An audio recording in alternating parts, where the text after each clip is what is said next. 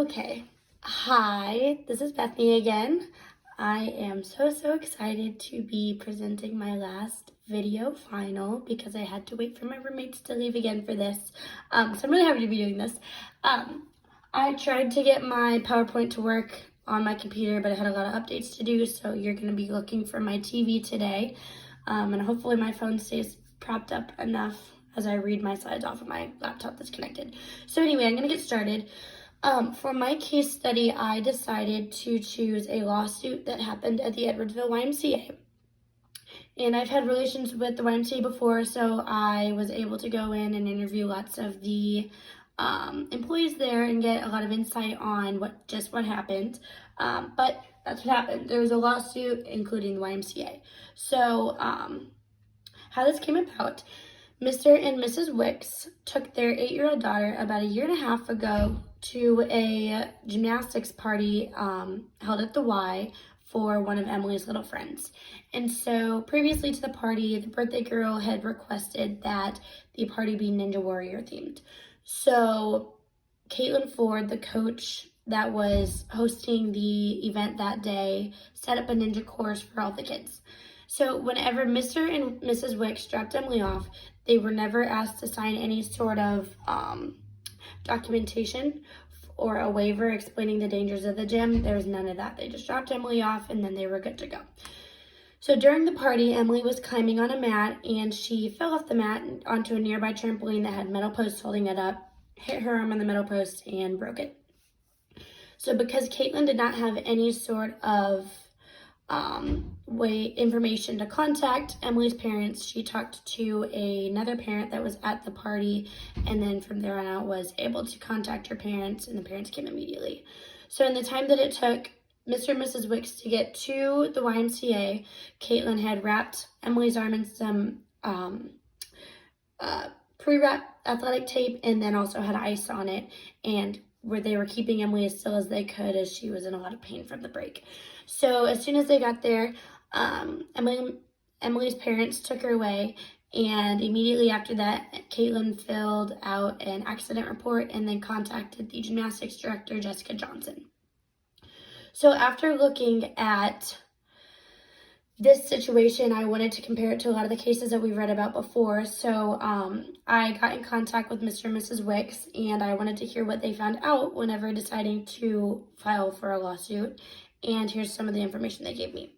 So there was no documentation that was required of the students to come into the gym, first of all. They then asked for video footage of the incident just to see what happened and if it was anyone else's fault. And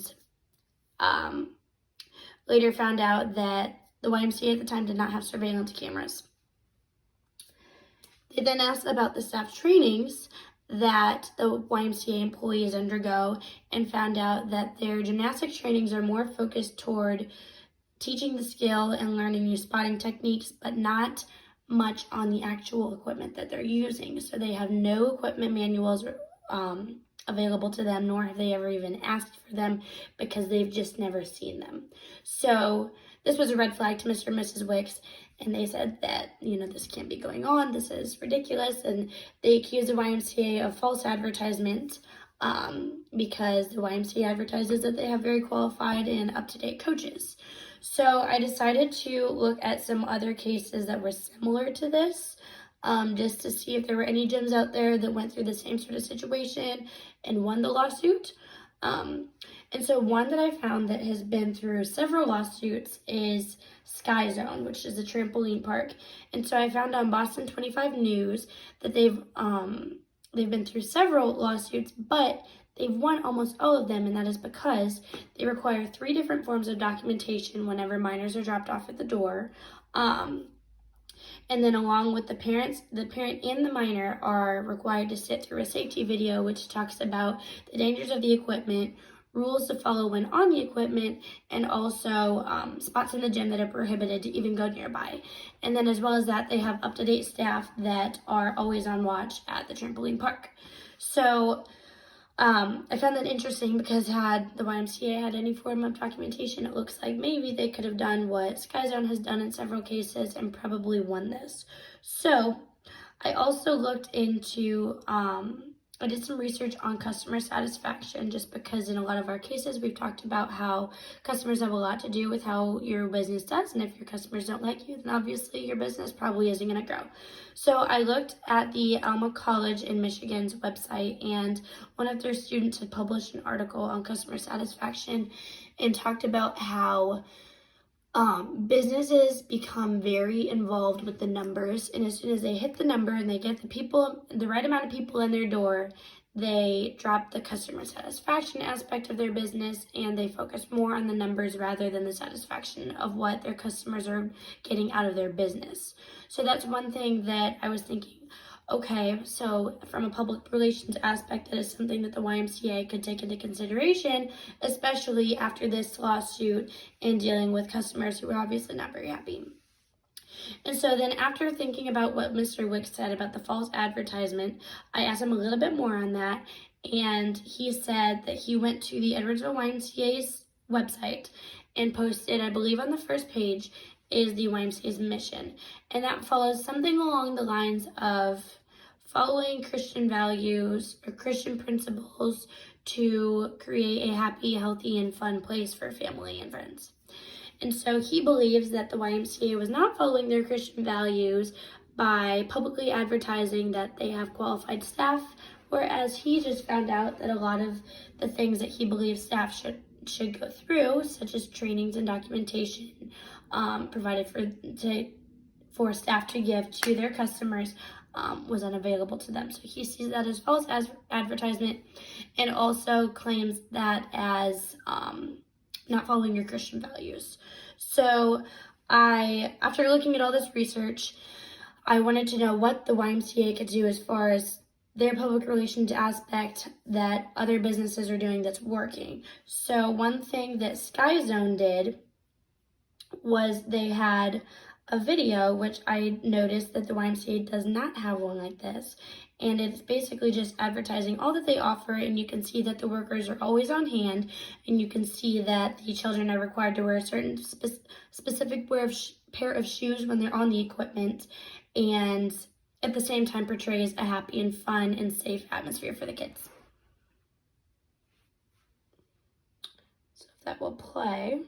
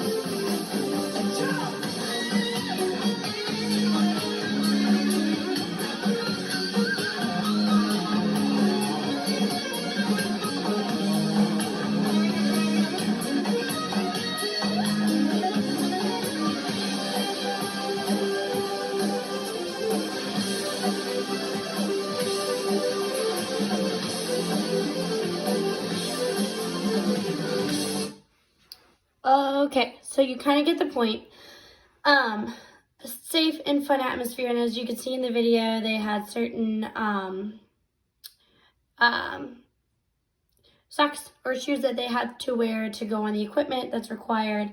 So I thought that was really interesting, because really get the why they don't have anything that's required of the gymnasts to wear when they're at their gymnastics classes.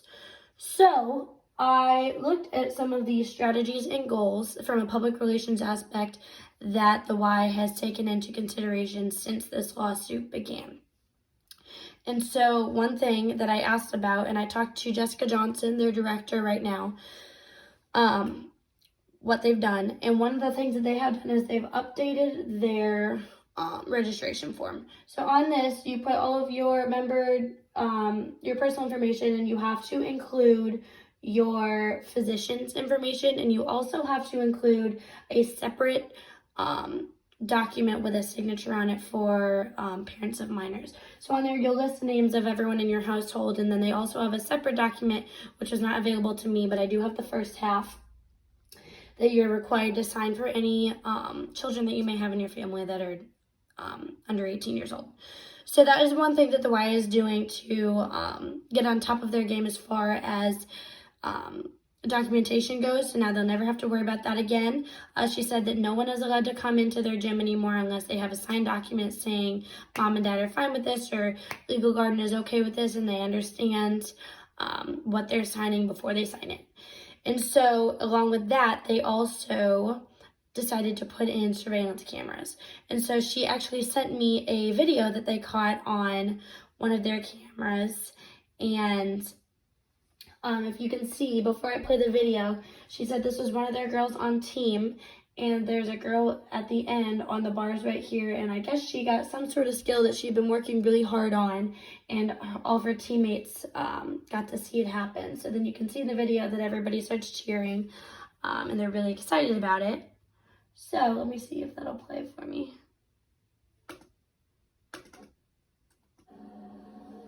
So you can see there, and then the whole gym goes crazy. So they really liked that. They thought it was super fun that they could catch that on camera. And she said that they plan on using that as some of their advertisement for some of their social media platforms that they're on. So I thought that was cool, and that was one thing that Mr. Wicks talked about that said this is an issue. It was one thing that they jumped on very quickly and attacked the problem at hand. And so I thought that was awesome, and a good move as far as from a public relations standpoint, as far as something that they should be doing. And then another thing is, Jessica told me that their staff trainings are now updated. So employees are now required to sign a document stating that they have read the manuals to the equipment that they are using. So they have been provided with the manuals, and they've also changed the way they're doing training. So this is a picture that she sent me of some of their employees doing a training. It looks like they were over by the vaulting mat, and if you can kind of see, someone's holding a springboard right there. And she said this was right around the time that they were explaining how and when to use a springboard, and also what not to use it on, because springboards are very heavy, and so they have specific precautions on when and where you can use the springboard in the gym. So staff trainings are changed. They've also updated their staff requirements as far as drug forms go. So now every employee at the Y is required to sign a random drug test agreement saying that they can be drug tested at any point. And they've also signed a signature saying that they will keep their documents required for their children and their classes in a file that they have now all been provided with. So in making these big changes, I think that it's good, it's great, but from a public relations aspect, you have to be able to make that public. So I think the next good thing for the YMCA to do from here on out would be to make these documents available on their website, make them available on their social media platforms, and make sure the public knows that they are attacking the problems, and they are doing it quickly, and they're taking care of their staff in a way that needs to be done correctly and efficiently. So, will it work? That's the big question. And as of right now, the lawsuit has not been completed yet. So they do not know who will win. But that's my case. I thought it was very interesting, and I've done lots of research on different companies that have been through much of the same types of things. And in some cases, they were able to win when they attacked the problem, and in some they weren't. So thank you, and I hope you enjoyed this.